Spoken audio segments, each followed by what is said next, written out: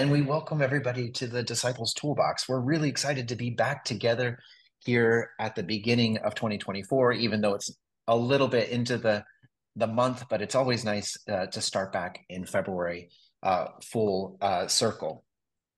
Just to get started this evening, I wanted to let you know that this evening we are finishing the Enduring Principles, which was our 2023 initiative. At first, we thought, well, do we just let the last one go? But we kind of really wanted to have responsible choices. And we thought if there's somebody that should be presenting on responsible choices, it should be Brittany. So we're happy to have Brittany Mangelson, the pastor from the Salt Lake City congregation, with us as our presenter this evening. In 2024, starting in March, we'll begin exploring the Community of Christ mission initiatives. And so next month we have Rand Irons from our congregation who lives in Croatia, who will give an introduction to the mission initiatives. But I can tell you more about that later. So without any further ado, I would like to turn the time over to our presenter this evening, Brittany. Well, thank you, Michael, and thank you, everyone. I have to say that I have been following your congregation and the content that you put out. I think I've watched everything that I can that's on YouTube. And I've been really, really impressed at the caliber of ministers that you have, as well as all of your comments and questions and the conversations that you have. And so I'm just really grateful and humbled to now be here with you today. And I'm really excited to be talking about actually my favorite enduring principle, responsible choices. So I want to start this out by saying that I did not grow up in Community of Christ. I grew up in the Church of Jesus Christ of Latter-day Saints here in Utah. And the idea of responsible choices is something that I have struggled with to understand because I came from a very, very different framework when it comes to making choices. So I want to start by just reciting some lyrics to a song that I learned when I was a child. And I apologize if this like triggers anybody, but this was the framework that I grew up in. The song goes, "There's a right way to live and be happy. It is choosing the right every day. I am learning the teachings of Jesus. They will help me and show me the way. Choose the right way and be happy. I must always choose the right." Now, I have to say, I didn't have to look up those lyrics. I could sing you the song right now, but I would spare us of that. But that song was ingrained in me from a little child. I can picture the room that I was in when I first learned it. I can like think of the smell that it had. Like it is ingrained in my brain, this idea that there is a right and a wrong, and I must always choose the right. So, all growing up, my thought process when it came to choices was very black and white. I had a little ring on my finger that stood for the choose the right idea. And the choices were made for me already. There was an answer to everything, and I just had to figure out if I was going to pass the test and make the right choice. And my entire life was based on this. And I, because of that, learned to really, really distrust myself because I actually didn't have the autonomy to make choices. They were already made for me. And I just had to get over my sinfulness or my selfishness or whatever vice you want to insert and figure out how to make the right choice. And so as I grew up, every decision that was in front of me, I kind of had the theology of that silly little song in the back of my mind. I grew up, was actually a really good, straight-laced Mormon kid. I never really got in trouble. I followed all the rules. I became pretty scrupulous with the rules. If there was a rule to be followed, I was right there because I was going to choose the right. And this became a problem when I became an adult and started paying attention to the world around me and started paying attention to what my church was saying about the world around me. One particular story, and I could share dozens of when this framework started to crumble. But I actually want to tell you a failure on my part. And spoiler alert, I'm a bit of a crier, and this is kind of an embarrassing story, so bear with me. I really struggled with the concept of LGBTQIA plus equality.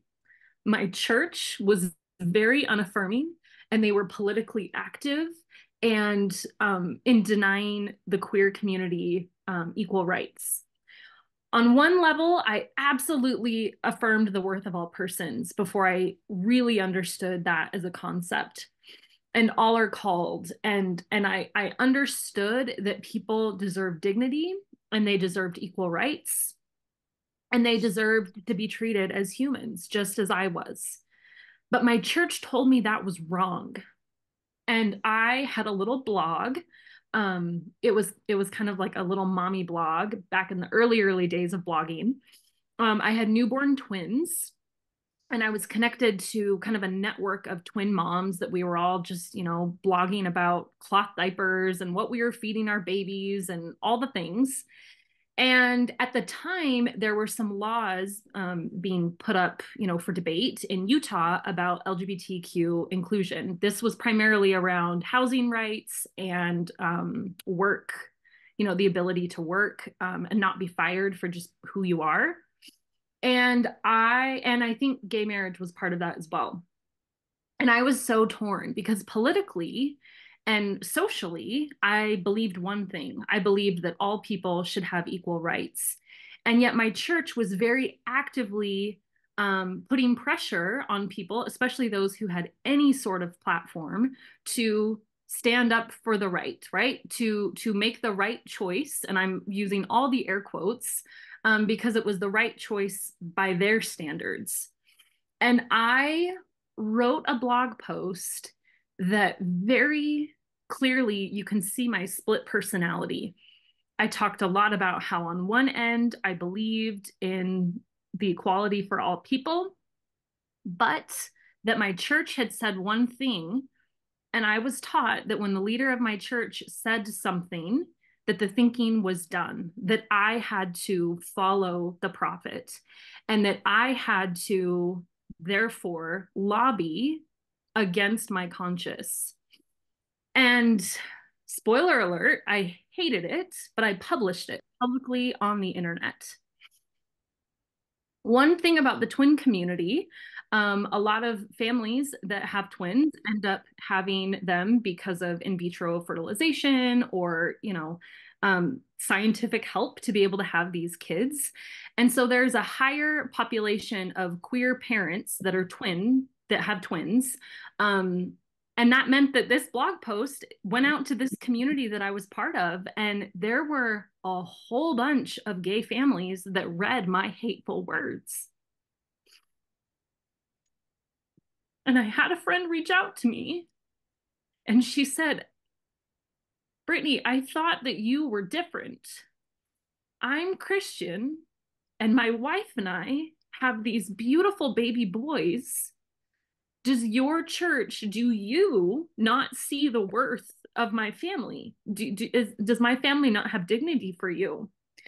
And that was the first time that I was faced with this like huge split in my brain of like, she's right, she's right, she's right, and my church is wrong. So I took down the blog post. I did a very what I would probably view now as like an apologist apology. Um, I put all the blame on my church, and I tried to take responsibility for the harm that I had caused, but it ate me alive. And shortly after that, I started really re-examining all tenets of my faith, and the house that I was in just completely crumbled. So then I found Community of Christ, and I was primed and ready to go, right? Like I had done a lot of deconstruction as far as history went, as far as theology went. And I was faced with this new community that had just recently become queer affirming in the United States. We, have been ordaining women since the mid 80s, opened up sacraments, really had become more ecumenical. And so the world was wide open as far as I could see. And I saw the enduring principles, and I really, really loved them. You know, again, I have young kids. I thought, okay, this is a framework that I can raise my family with. And when I came to responsible choices, I knew the gravity of how scary this move was into Community of Christ. Because again, I came from a framework where there's a right way to live and be happy, and you have to choose the right. So this concept of responsible choices was completely foreign to me because it put the power in me to make choices. So our enduring principle, responsible choices, says God gives humans the ability to make choices about whom and what they will serve. Some people experience conditions that diminish their ability to make choices. Human choices contribute to good or evil in our lives and in the world. Many aspects of creation need redemption because of irresponsible and sinful human choices. We are called to make responsible choices within the circumstances of our lives that contribute to the purpose of God.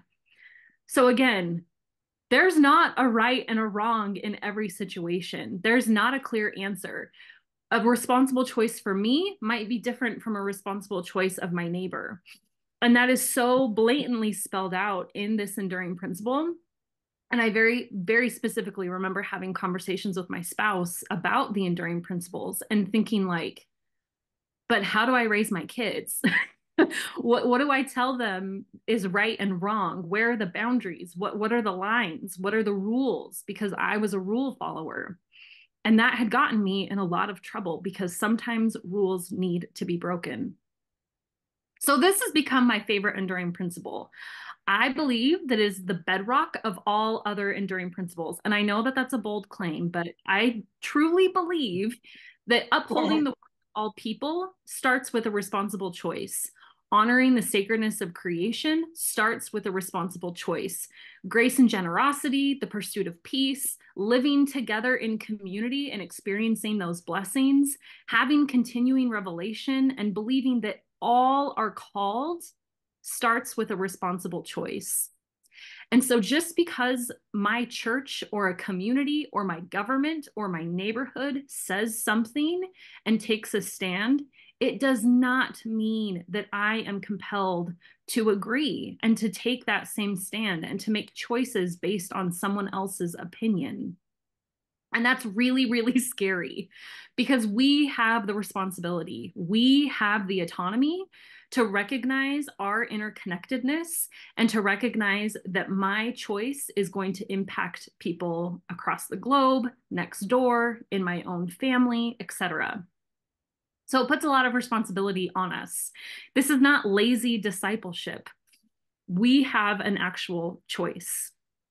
One of my spiritual mentors, who just recently passed away, is Lavina Fielding Anderson. And she, over the course of her theological career, talked a lot about being a child of God, and then becoming a teenager of God, and then becoming an adult of God. And I love this framework when it comes to responsible choices. Yes, as little kids, we have very strict boundaries. You know, being a parent, I understand that I have to give very firm boundaries for toddlers, and I now have teenagers, so we're struggling with that. But I understand that that black and white framework does have a place. But God is calling us to a world that is way more colorful, that is way more diverse. And that is what responsible choices calls us to be. So again, I admit that as a parent of teenagers, sometimes it's so hard for me to not fall back into that black and white, rules-based, authoritarian way of thinking. Every once in a while, I'm like, do you understand that when your mother was a teenager, like this is how your grandma would have approached X, Y, and Z? Like, just throw me a little bone, girls. Like, I'm doing my best, but those brushing up against those boundaries is a struggle, right? And I think that God struggles with us as we brush against boundaries. But as long as the foundation is love, as long as the foundation are things like grace and generosity and believing in the worth and sacredness of all creation, I think we will always make the quote unquote right or responsible choice. Now, my congregation is filled with seekers. I am the pastor of the Salt Lake congregation, and we primarily serve the ex-Mormon community. And these folks usually come to us with a fair amount of religious trauma. A lot of them have been in scrupulous places with God, and like I was, right? There's a lot of anxiety around making the right choice. There's a lot of anxiety about theology and getting things right or wrong. And this concept of responsible choices has been both liberating and terrifying. I have seen outside of my congregation, but just I've seen friends of mine that have left religion and have thrown all morality out the window, or have had, their teenage rebellious stage where they do harmful, risky behaviors. And they turn back around and they're like, yeah, just because, I left this really strict framework doesn't mean that I needed to go and do all of these high risk behaviors. And so this concept of responsible choices is really difficult for some folks. I know that folks that come out of the evangelical community experience the same thing. When you've been told exactly what to do your whole life, you don't trust yourself. And that's what I love about responsible choices, and is what I always start with when seekers come and say, what are the rules? Where are the boundaries? What are the things that I have to, the moral behaviors that I have to follow? It starts with trusting yourself, and it starts with trusting God, and it starts with trusting community. So we talk a lot about consent, and we talk a lot about self-worth, and we talk a lot about the reality that our choices have consequences that ripple out to other people and to all of creation. These are the conversations that I'm having with my teenagers and with my congregants. And it really, I hope, helps empower them to recognize that they have the ability to make a choice that works for them. And just because their choice might be different from their parents' choice or a sibling's choice, it doesn't make it irresponsible. And so, yeah, I always like to tell people in Community of Christ that are coming to Community of Christ that while we do have guiding principles, we do have boundaries, we have policies, they are really put in place to uphold the worth and dignity of all people.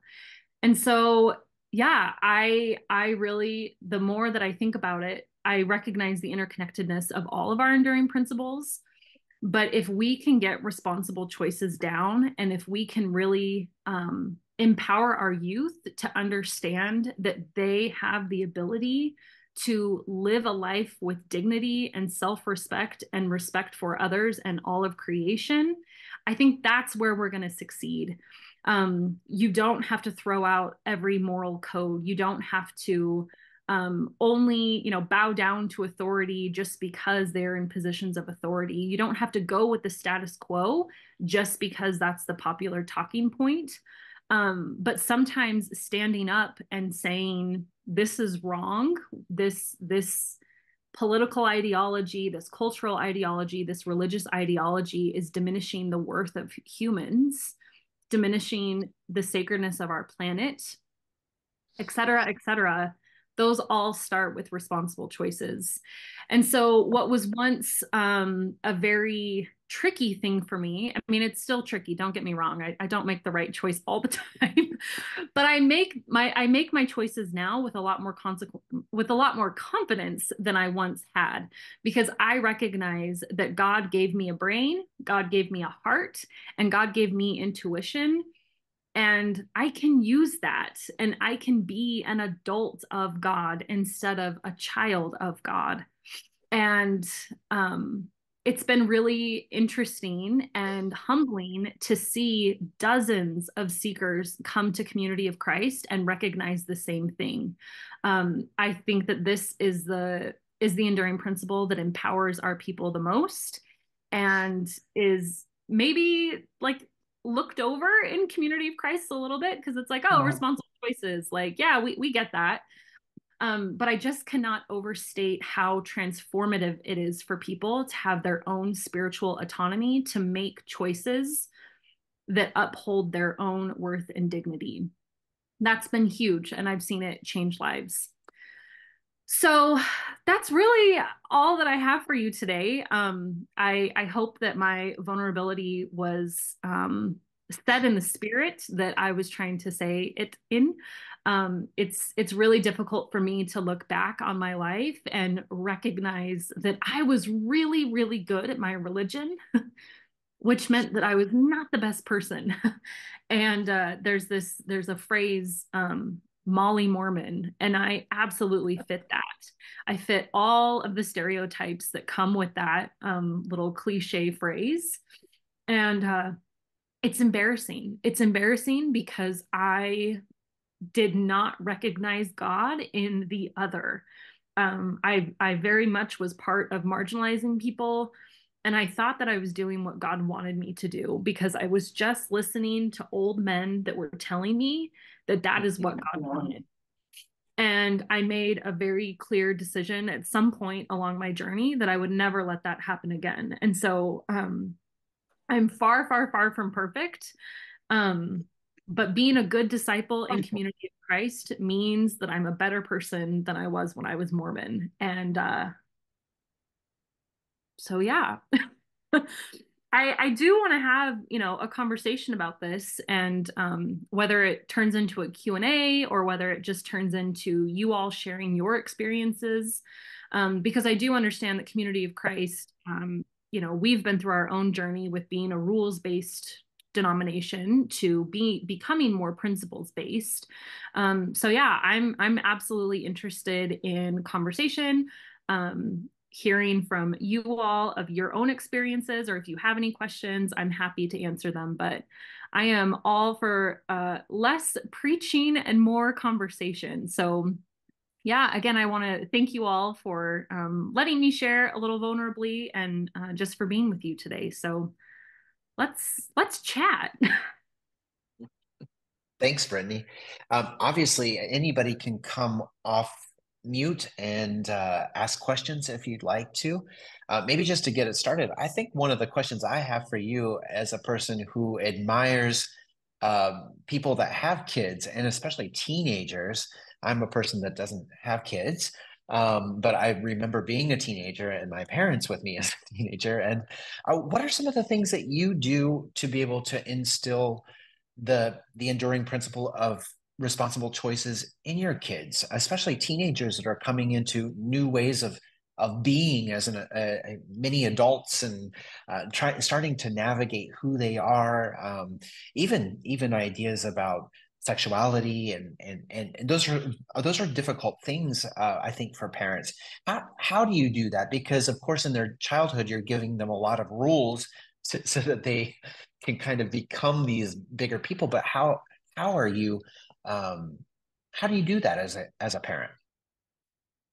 Well, that is a really good question. And I definitely should not be writing a parenting book or anything at this point in my life. And I will admit that there is a new level of the need for this right now.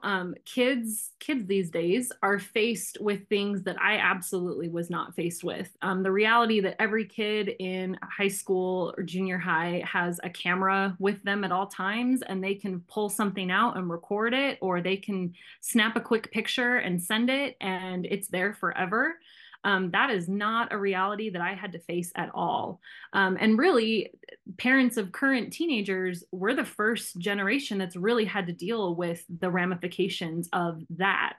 Um, and I talk about it all the time. Probably it drives my kids nuts, but I really, really try to stress that what we say, what we do, what we take pictures of, what we record, that has a lasting impact. And a lot of those things, I mean, you can say something, and if it's not recorded, maybe people will forget about it. But every text you send, everything has a lasting footprint.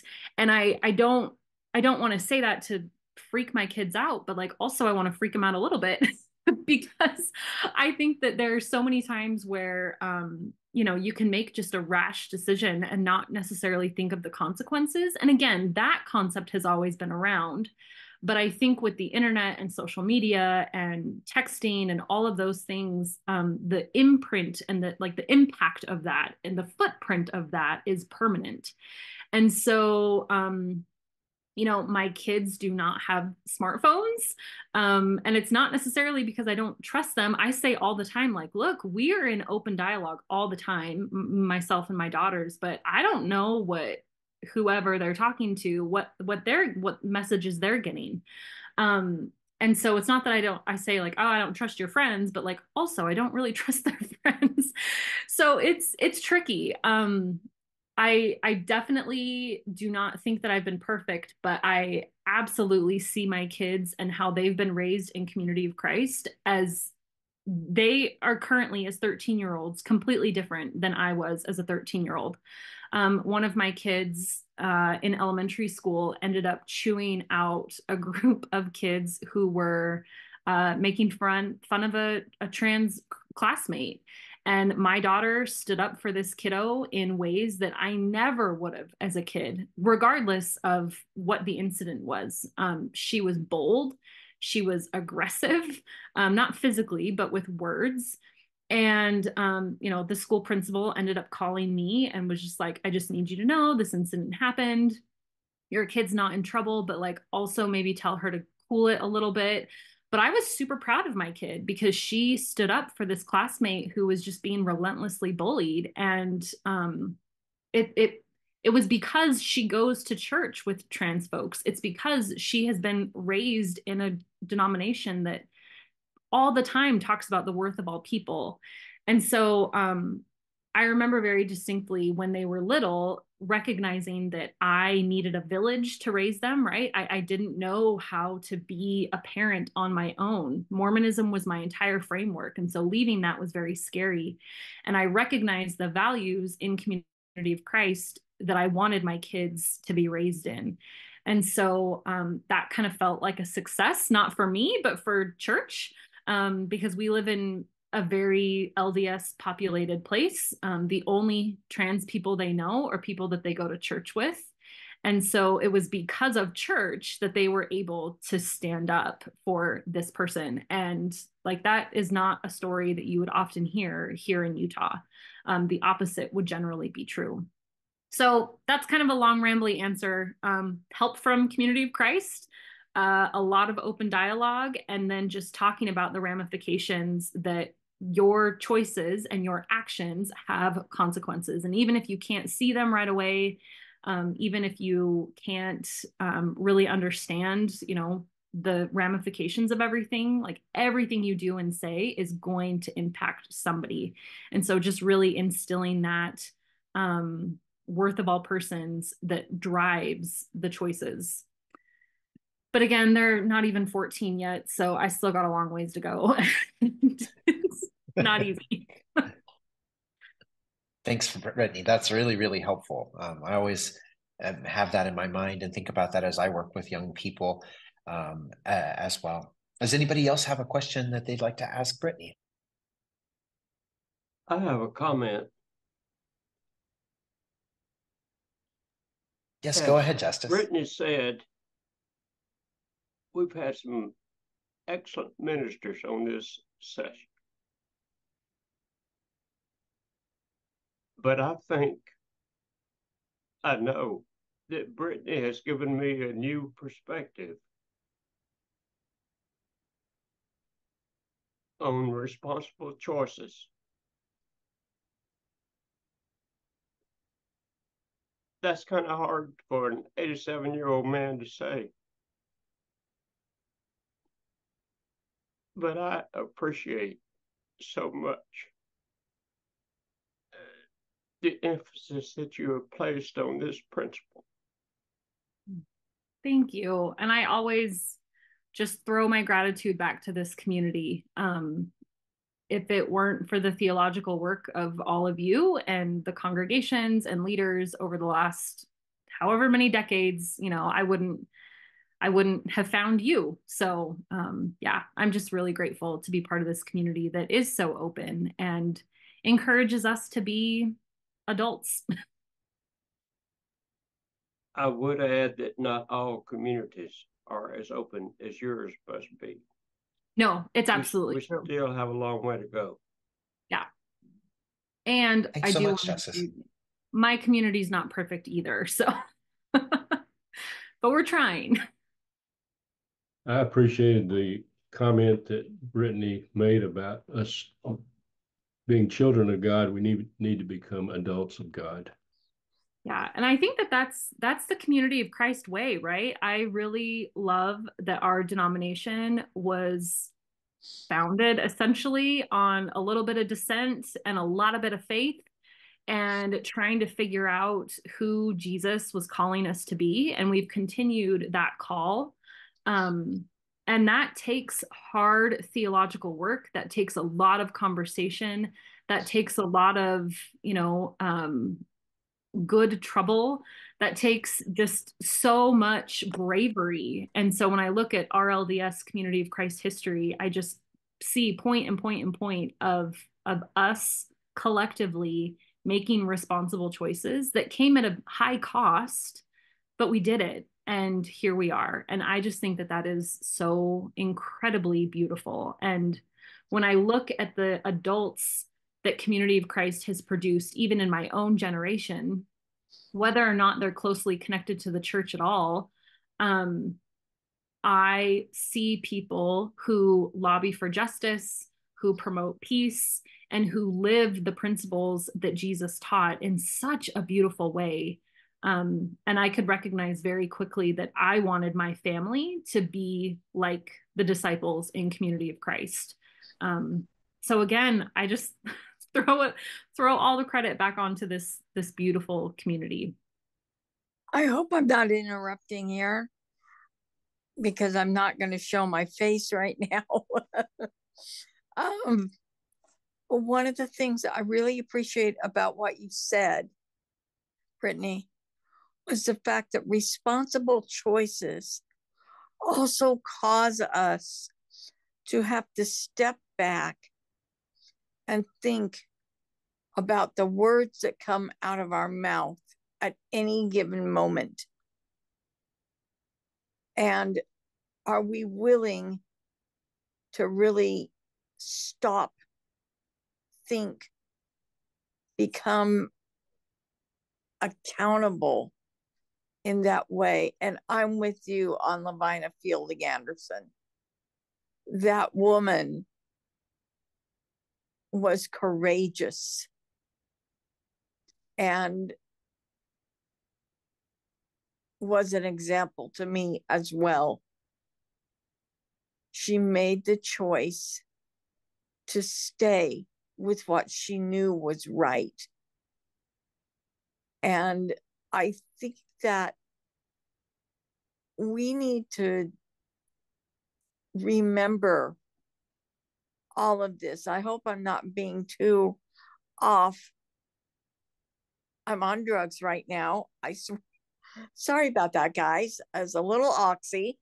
But who we are makes so much different in the moment. And if we can't stop and think it out, if we can't stop and think it through, what is the choice? Where is our responsibility in that? It isn't just that I'd better stop. I'm getting flaky here, but I hope you'll get the idea. We need to be thoughtful at all times. And that for me is responsible choices. Thanks, Gail. I think I saw Chuck raise Yes, his. Chuck had his hand up. Yeah. Before I make the comment I want to respond to the last comment. I find myself making default responsible or irresponsible choices oftentimes throughout my day in the heat of ordinary actions that draw that out, and 2 seconds later I'm thinking, why did I say that or act that way? And anyway, but my comment is to Brittany is there some support for seekers that have moved on around the country and are in more conservative congregations that don't have maybe what they had either if they've been in your congregation in the past or have some kind of support. Is there something that the church is doing in that regard to support seekers that have moved on and are now contributing in other areas of the country? Yeah, that's a really, really great question. It's a little bit of a complicated question just because every seeker's story and journey is so different. And so some folks really value the community of other seekers, and other folks just like don't want to talk about Mormonism at all, or don't want to talk about, don't want to keep bringing it up. And so they just are happy to move on. We do have a couple of Facebook groups and online communities that are primarily seeker focused. One of those is Forward with Community. I used to be on the leadership team of that, but when my job switched, I had to let a few things go. And that was one of the things that I let go of. But it's a community that is both set out to introduce seekers to Community of Christ and then continue to support them. So if you have a seeker that is looking for support, you can send them to Forward with Community. We also have a little like private group. I call it like Seeker 2.0.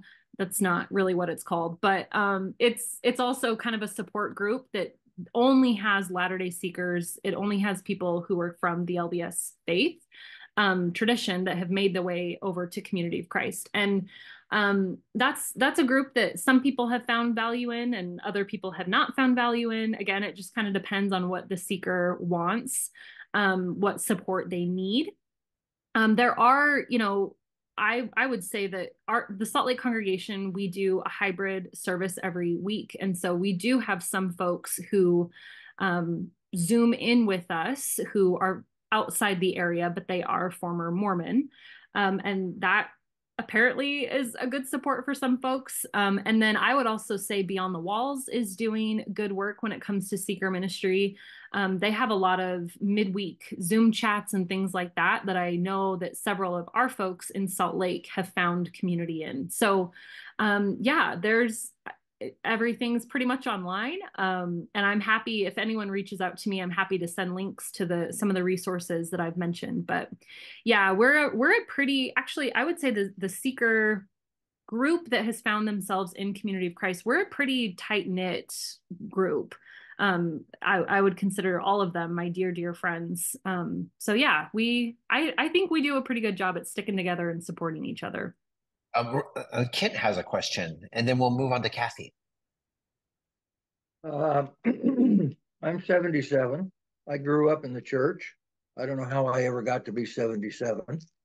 I'm in Northern California, San Francisco Bay Area, which is, we've got Berkeley out here. So, we're all weirdos out here sometimes. But as just an aside, one of our stake presidents, John Midgordon, years ago used to say, well, independents may call themselves a center place, but we're paradise out here. Anyway, I grew up in the church. I would say where the church is at today is much different than where the church was that I grew up in. I understand your comment about being a rule follower. I think that was me. Tell me the rules so I know what to do and what to follow. I'm very happy that the church is different today than it was back then. And growing up in my last years here, I realized something that I wish I had realized much, much sooner. I realized in looking back at my life and my raising our kids that kind of the priority was work, which had to be. You spend a lot of hours at work. How you act at work is important, but it was work, church, and then family. I've come to the realization that was totally wrong. It should have been church. It should have been work. That had to be first, then family, then church. And I think my kids probably don't even realize it, but they suffered because of that. My wife used to say, you come home from work and if somebody from church calls, you go deal with that and take care of it. If we need something, we're at the bottom of the list. And so I realized that was very wrong. That it was, work, and then it should have been family and then church. And I think that's important that we realize our interaction with our family and how those kids are going to grow up and our interaction with other people is highly important. That's all. Oh, by the way, Brittany, your clock on your wall behind you has bothered me. It needs a new battery. It does need a new battery. I've consistently not made a responsible choice, but it's been that way for months too. I'm sorry. Kathy. So, Brittany, thank you. What you have said is just rings so true for me. And I was brought up in Community of Christ and RLDS. And one of the things, my dad was a wonderful minister, and um, one of the things that he talked about with all of us kids and with his congregations and everything was agency. And that word, it's an old-fashioned word, but that's what I think is a responsible choice. My dad always said, yeah, here are the rules, but you have a choice to make, whether you follow the rules or not. And the other thing that he always said was that God will love you no matter what. And I will love you no matter what. But, you need to realize that the things that you do in your life, the choices you make, are going to influence where your life leads. And that's been a really wonderful foundational belief that I have taken to heart. Not that I've always made responsible choices, but I have the choice to make. Yeah, I absolutely love that. I definitely grew up with the concept of agency, but in my framework, it was always, again, there was like the choice that like you have the ability to make the choice, but you better make the right choice. And so this idea that, there can be multiple paths for a person to take, and it's not completely black and white, has just been so liberating. But yeah, while that is true, acknowledging that the choices that we make do set us on a path, and they can change, eventually our outlook on life. Like if I would have, I think if I would have, doubled down and doubled down on like that blog post, right? And would have, cut my friend out and thought that I was right and that she was wrong. And I wouldn't have, taken that chance of self-reflection and admitting that I was wrong and I was very wrong.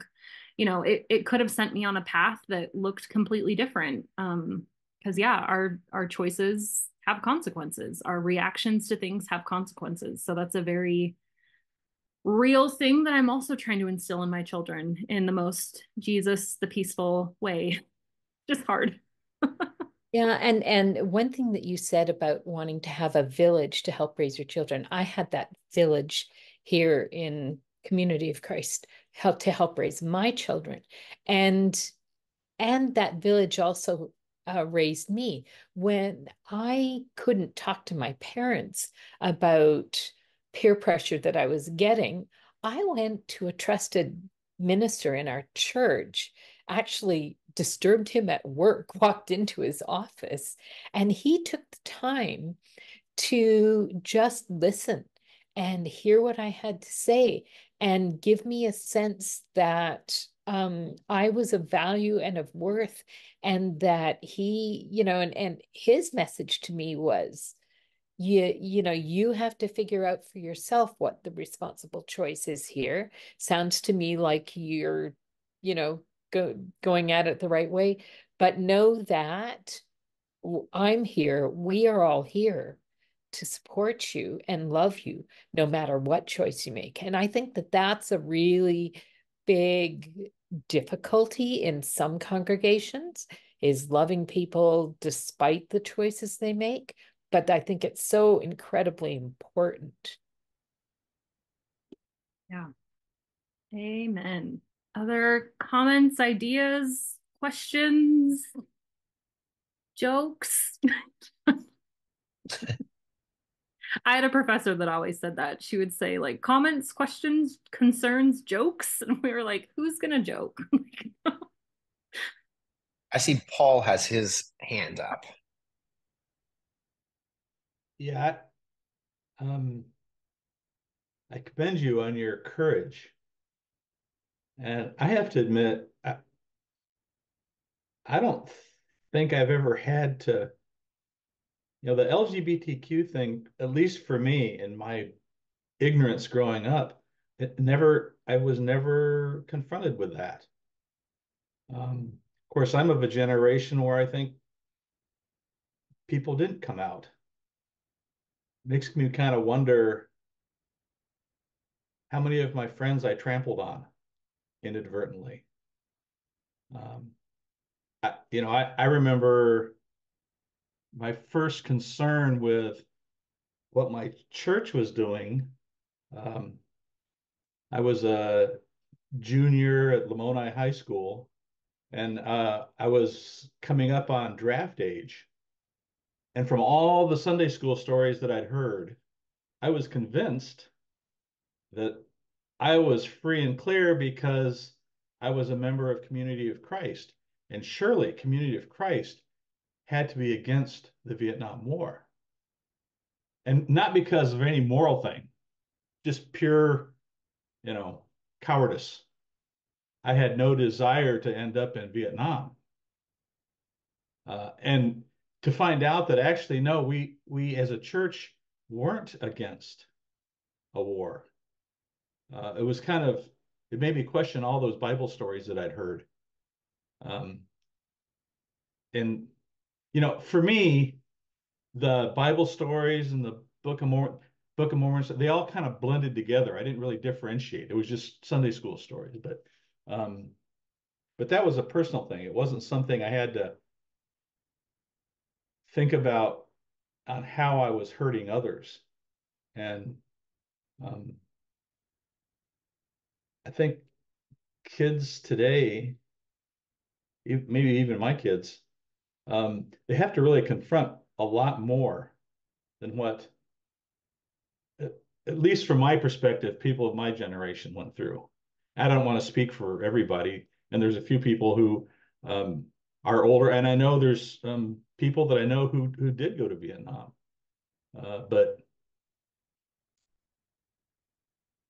I think maybe there should have been people pushing the church to take a stance. I don't know, but anyway, thank you for an excellent testimony.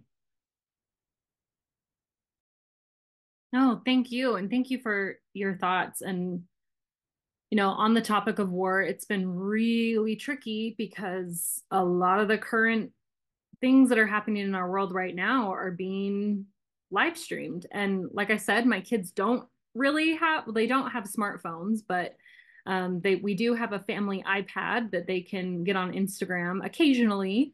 And they have seen things that break my heart and that they are forever changed by, particularly what's happening in Gaza. And we've had a lot of conversations about that. And what is our response as a people that proclaims nonviolence?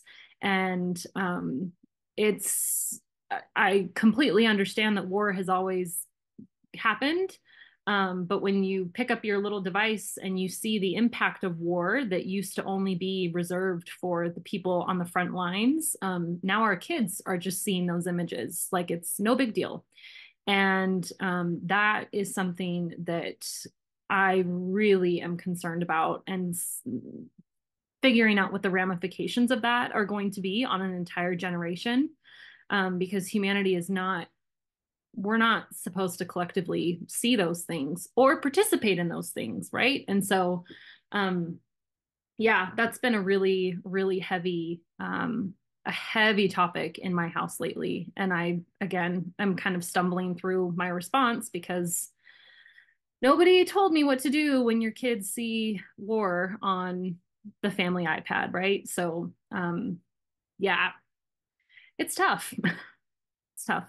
Brittany, I wanted to ask a question for Andrea. I've been translating in the background for him in Italian, and he wanted to ask, because you were giving examples of coming from the LDS tradition, how long has it been since you left the tradition, and how long have you been a member of Community of Christ? Yeah, so I am comfortable with the word faith crisis, and some people aren't, but for me, it really was a crisis. That happened in 2013. And I found Community of Christ in 2014. The summer of 2014 was my breaking point. And I kind of immediately jumped ship. I taught the children's class in my Mormon ward one Sunday, and then I went to a couple days of reunion in the week. And then I told my Mormon bishop that I was taking a break, and I never went back. So it was a pretty, so the summer of 2014. And then I was baptized and confirmed later in 2015, but early on in 2015, I made the choice pretty quickly. It felt very crisisy. I had a newborn son and these 3-year-old twins that I really just wanted to get into a community that would teach them the values that I was trying to teach them. Again, that village concept was really important to me. So yeah, I've been around since 2014, coming up 10 years, which is wild. And it is kind of cool. I'll say my kids don't know anything else. So my son was 3 months old. He's now almost 10. And my daughters were 3. And so they just have no concept. Like they ask me questions about my Mormon upbringing and they're like, you believed what? No. They're like, that you were just expected. You didn't drink coffee because they told you no and you just were okay with that. I'm like, yeah, I was a rule follower. They just have no concept of what that would even be like. It's pretty funny. They're definitely Community of Christ kids in all the ways. Can you hear me? Yes. Yes. Okay. I was going to ask you, Brittany, how do you think that the responsible choices that you're instilling in your kids is really affecting you as a parent when you look back and you see what you didn't have? Well, I don't know if I can answer this question in context of my own kids, but I understand because I don't know. I feel like I'm just a little bit drowning in what it even means to parent kids without a black and white framework. But I will say that I went to spec back in 2018 and I had a little I had a breakdown. Seeing a whole bunch, hundreds and hundreds and hundreds of students, high schoolers, be taught that they were inherently worthy and loved by God no matter what. And one girl came out, one camper came out as a lesbian on stage in front of everyone, and she got a standing ovation, and people were thrilled for her. Seeing the boys and the girls interact with respect, and it didn't matter what length of shorts the girls were wearing, they were just treated as humans with dignity. These were all such counter experiences that I had growing up, that I ended up going to my little dorm and I just like sobbed for about an hour. And one of my friends, who was in the Council of 12, she could kind of tell that I was like not okay. And she came and like completely did the whole ministry thing of, listening to me. And I was deep, like unpacking a lot of just rhetoric. And I mean, the word trauma is overused, but it felt very traumatic having all of these memories of how I was just completely objectified and sexualized at a very young age, and the blame was put on me. And I did not see that at all at Spec. And these kids were just treated with dignity and as whole human beings. And my heart broke for my teenage self. I was a little resentful of, like these kids don't know how lucky they have it. Like this is such a good community. But it was a very real moment where I was like, wow, I grew up in an environment that was very dysfunctional and did not empower me to have any sort of self-confidence or trust in myself in my own personhood. And when you can't see that in yourself, it's really hard to see it in the other, right? In other people. So it's been tough. And again, I have these moments with my own kids that I'm like, you don't even know how good you have it. Like I took my daughter to get her nose pierced, and like I could have a whole conversation about that, but like it was one of those things where I'm like, okay, this can become a power struggle and this can become a point of contention, or I can just see this as a piece of jewelry and like it's no big deal. And I had to like unpack a lot of my old conditioning, and I had to be like, okay, grandma, both grandmas are going to have something to say about this, you know, your aunts and uncles, like your cousins, like this might be a topic of conversation that you're going to have to, you know, defend this choice that you're making. But at the end of the day, like that decision actually brought myself and my daughter so much closer together than it would have if I would have put up a stink about it. And I'm not like advocating go get your teenager's nose pierced, but it was just one of those moments where I was like, okay, I have angst about this. I'm frustrated about this. I don't really want to give you permission to do this, but like let's sit with what is happening inside of me and figure out where this point of contention is coming from. And after a couple of days, I was just like, it's just a nose ring. Like it's not that big of a deal. So I'm constantly having to look at choices and look at my own conditioning and what am I putting on my kids. Because the truth is, she can just take it out at any point and it'll close up and life goes on. Like it's not the end of the world. Whereas if I were in, you know, the mindset that I used to be, it would have turned into a huge thing and a big source of contention. And you know, our relationship would have broken down. But my relationship with my kid is more important than a piece of jewelry. So again, not perfect, and I still have to like check myself all the time, but I'm trying.